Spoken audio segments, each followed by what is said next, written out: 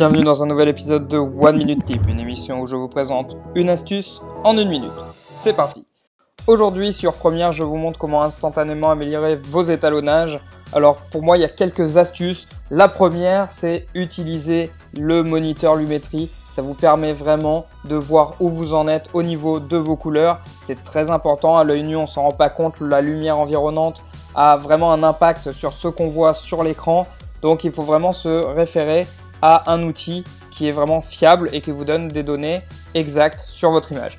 La deuxième chose, c'est que j'ai tendance à baisser les highlights, donc les tons clairs ici. J'ai tendance à les baisser un petit peu. Selon l'image, selon la caméra que j'utilise, je les baisse plus ou moins.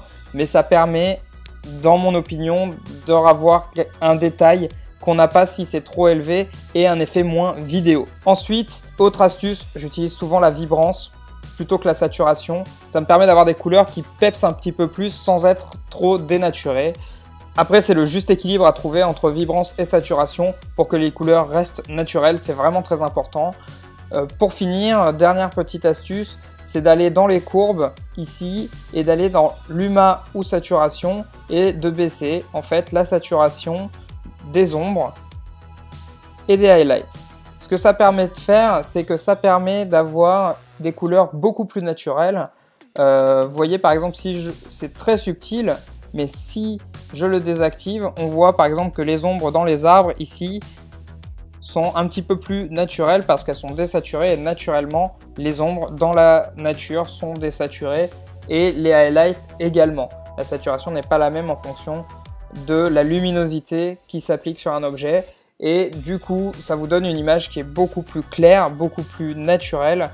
La dernière petite chose, c'est que j'applique généralement toujours un effet de vignette. Donc cet effet de vignette, je trouve qu'il rajoute de la texture à mon image. Et moi, je trouve que ça donne bien. Alors, faut pas faire une vignette trop importante qui va dénaturer l'image ou lui donner un aspect à l'ancienne. Mais en utilisant cet effet avec parcimonie, généralement, je trouve qu'on arrive à donner de la texture à l'image et à du coup améliorer la qualité finale de votre vidéo. J'espère que ces quelques petites astuces vous auront bien aidé pour vos étalonnages. Si c'est le cas, n'hésitez pas à nous le dire en commentaire, à nous donner vos ressentis et vos astuces sur l'étalonnage. Abonnez-vous à la chaîne si vous voulez avoir d'autres conseils et astuces sur le filmmaking et le motion design. Et en attendant, à vous de jouer!